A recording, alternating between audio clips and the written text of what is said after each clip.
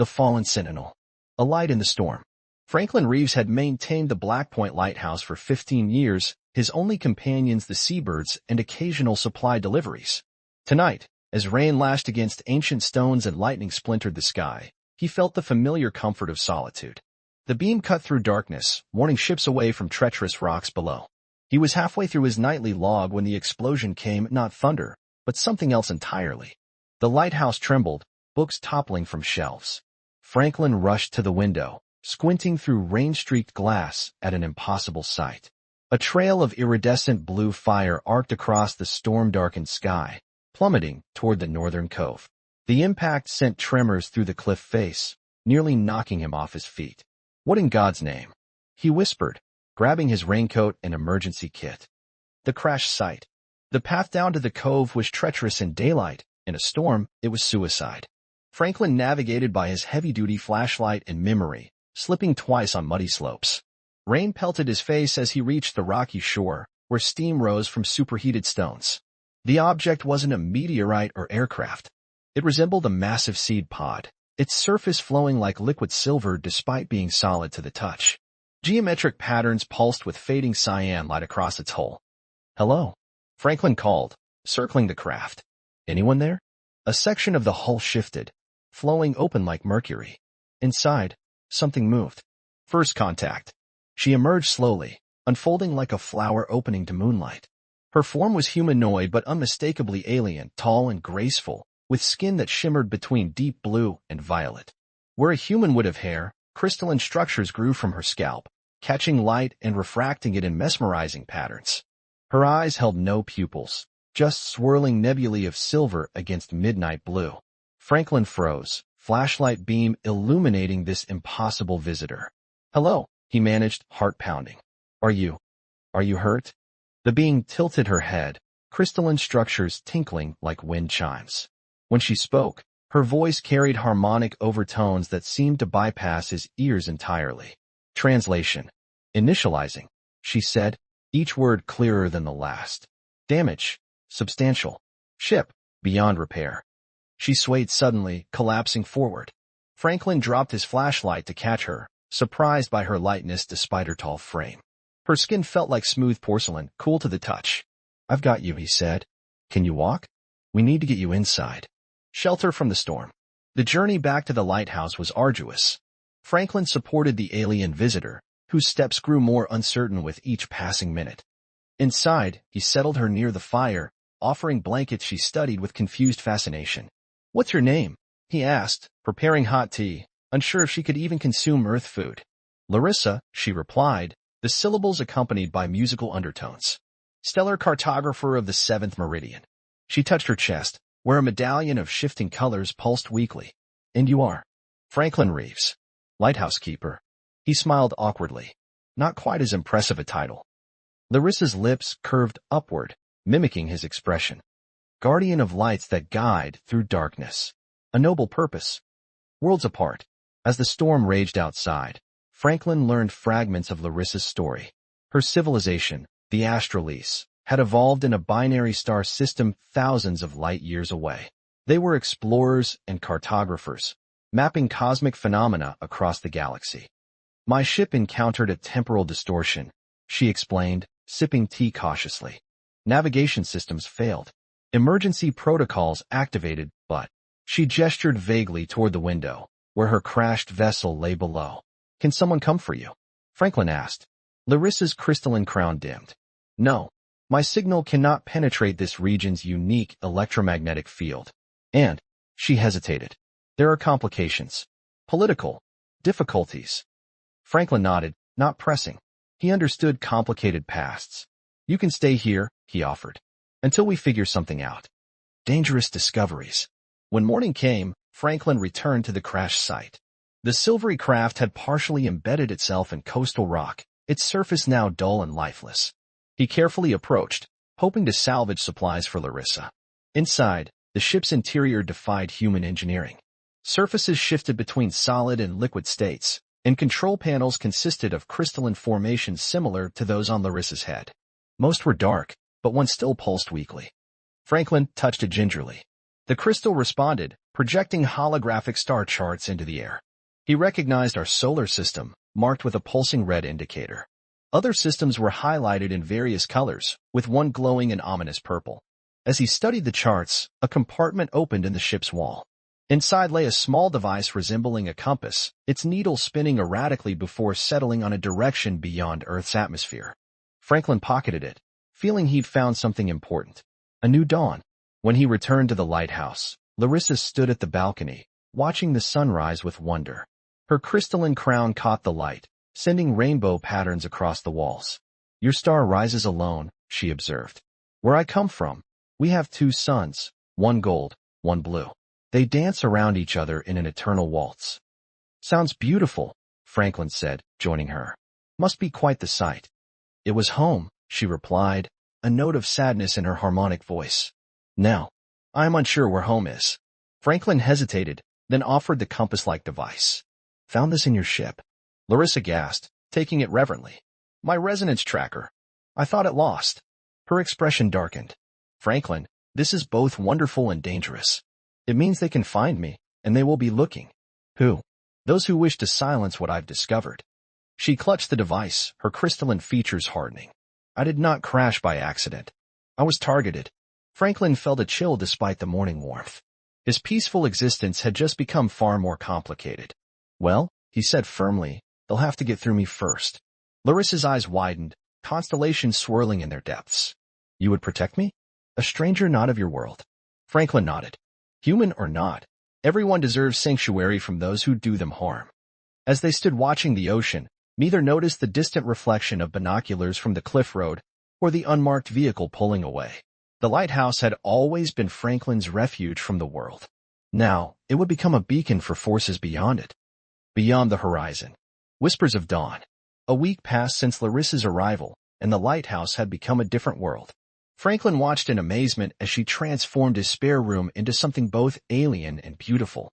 Crystal formations grew along the walls, humming with soft light that shifted colors with her moods. "It helps me think," she explained, touching a formation that pulsed blue-green, "and connects me to the rhythms of your world." She had adapted to Earth's atmosphere quicker than expected, though certain foods caused her distress. Coffee, however, she adored with almost childlike enthusiasm. "This stimulant beverage," she said, inhaling the steam from her third cup that morning, "is remarkable. We have nothing comparable." Franklin smiled. "Just don't drink the whole pot again. You didn't sleep for 2 days."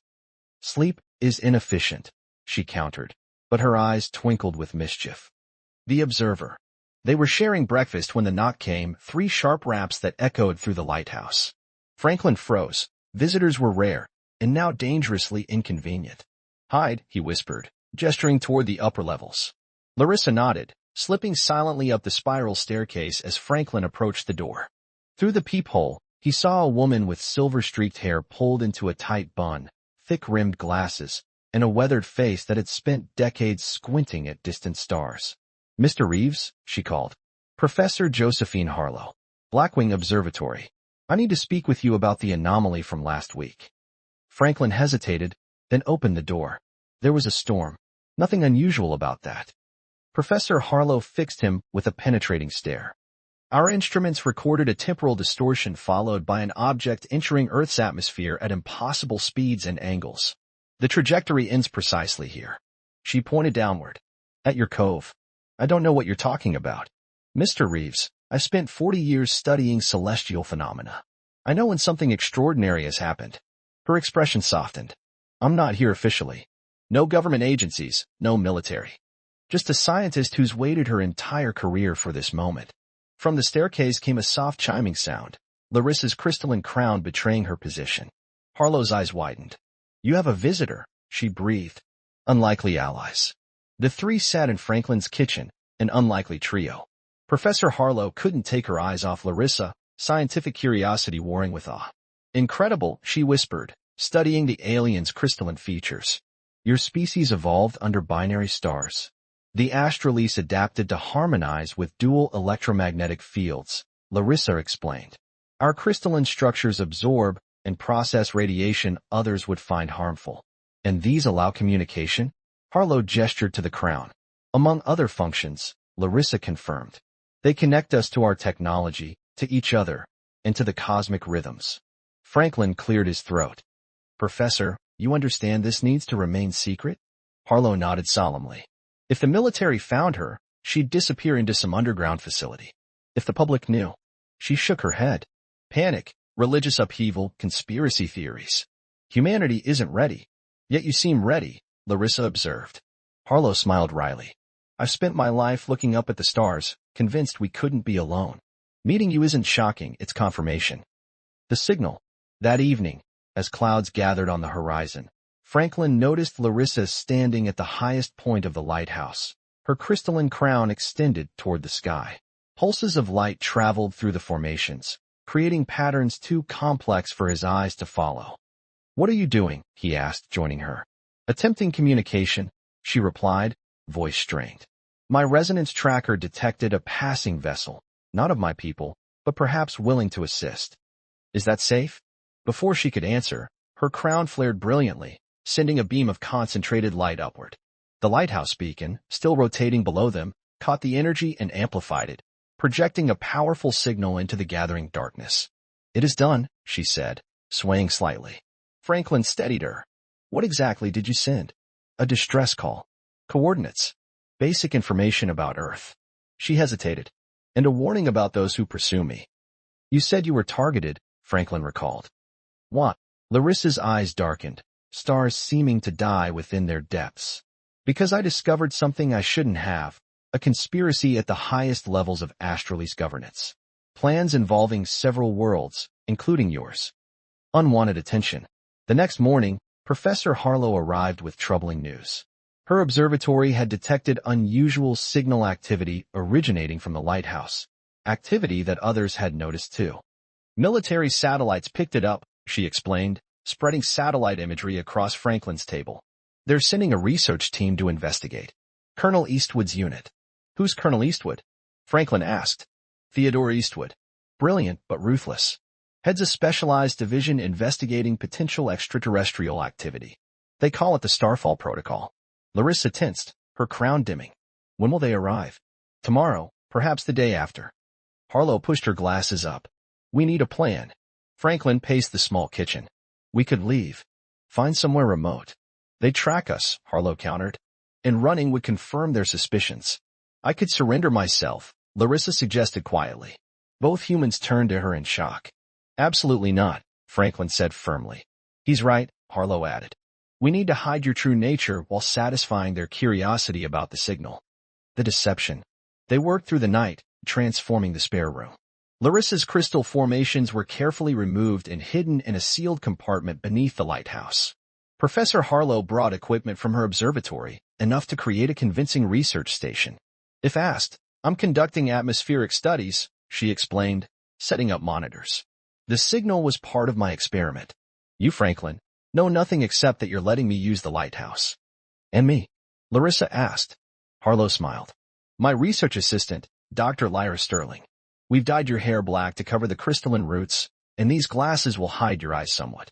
Keep the color-shifting contact lenses in at all times.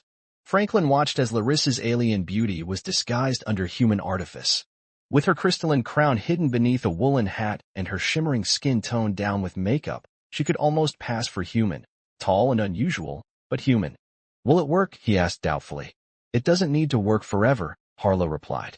Just long enough to send Colonel Eastwood on his way. Resonance. That night, unable to sleep, Franklin found Larissa at the beacon, staring out at the stars. Without her crystalline features visible, she looked vulnerable, almost lost. You miss them, he said, joining her. Your people. Some, she admitted. Not all. My civilization is ancient and beautiful, but corrupted from within. What I discovered, she shuddered. Plans to harvest resources from developing worlds, including Earth. They call it guiding evolution, but it's exploitation, control. And you opposed this? I tried to expose them. Instead, they exposed me to a temporal disruption field that should have killed me. Her hand touched the window glass. Instead, it brought me here. Franklin hesitated, then covered her hand with his. Maybe that's not coincidence. Maybe you're exactly where you need to be. Larissa turned to him, her disguised eyes unable to hide the swirling galaxies within. "I brought danger to your doorstep, Franklin." "My doorstep was getting boring anyway," he replied with a small smile. A flicker of movement on the distant road caught his attention, headlights, several sets, approaching the lighthouse. "They're early," he said, tension tightening his voice. Larissa straightened, pulling the woolen hat lower. "Then the performance begins." As military vehicles wound their way up the cliff road, the lighthouse beacon continued its eternal rotation, light cutting through darkness. A sentinel standing guard over secrets both terrestrial and cosmic. The Shadow Protocol. Unwelcome guests. The military convoy arrived with the precision of a well-oiled machine. 3 black SUVs and a mobile command unit that looked more appropriate for a war zone than a scientific investigation. Franklin watched from the lighthouse steps as soldiers established a perimeter, their efficiency both impressive and terrifying. A tall man emerged from the lead vehicle, his posture military straight despite civilian attire. Silver temples contrasted with close-cropped dark hair, and a jagged scar ran along his jawline, a memento from some classified operation, no doubt. "Colonel Theodore Eastwood," he introduced himself, extending a hand that Franklin reluctantly shook. "Thanks for accommodating us, Mr. Reeves." "Didn't realize I had a choice," Franklin replied dryly. Eastwood's smile didn't reach his eyes. "We're just following protocol after detecting an unusual signal." "Nothing to worry about if there's nothing to hide." From behind Franklin came the sound of approaching footsteps. Professor Harlow and Dr. Sterling emerged from the lighthouse, both wearing professional attire that lent credibility to their cover story. "Colonel," Harlow greeted, stepping forward confidently. "I'm Professor Josephine Harlow from Blackwing Observatory. This is my research assistant, Dr. Lyra Sterling. The signal you detected was part of our atmospheric research." Eastwood studied them both, his gaze lingering uncomfortably on Larissa. "Interesting timing for your research, Professor. No prior authorization filed with local authorities." "I have all necessary permissions," Harlow countered, producing documentation. "As for timing, we're tracking ionospheric anomalies that correlate with the recent storm system." Franklin held his breath as Eastwood reviewed the papers. Beside him, Larissa stood perfectly still, almost too perfectly still for a human. "Everything seems in order," Eastwood finally said, though his tone suggested otherwise. "Still, we'll need to inspect your equipment and review your data." "Of course," Harlow agreed smoothly. "Though much of our research is pending publication and thus confidential." Eastwood's smile tightened. "National security trumps academic embargoes, Professor." Dangerous games. The inspection was excruciating. Soldiers photographed every inch of their hastily assembled research station while technicians examined the equipment. Franklin kept close to Larissa, noticing how she flinched whenever someone approached her directly. "Your assistant seems uncomfortable, Professor," Eastwood remarked, watching Larissa closely. "Unusual eye color. Genetic condition?" "Sectoral heterochromia," Harlow replied without missing a beat. "And Dr. Sterling isn't fond of military presence. Bad experiences during overseas research." Eastwood nodded sympathetically, though his eyes remained calculating. "War zones can leave lasting impressions." "Where was that, Dr. Sterling?" Larissa met his gaze steadily. "Northern Syria. 3 years ago." "Funny," Eastwood said, circling her slowly. "I don't recall any American research expeditions authorized in that region during the conflict." "I'm Canadian," Larissa replied, the lie flowing smoothly. "University of Toronto." Franklin marveled at how quickly she adapted, applying everything she'd absorbed from late-night documentaries and Harlow's coaching. A soldier approached, saluting sharply. "Sir, we found something in the storage area." The discovery.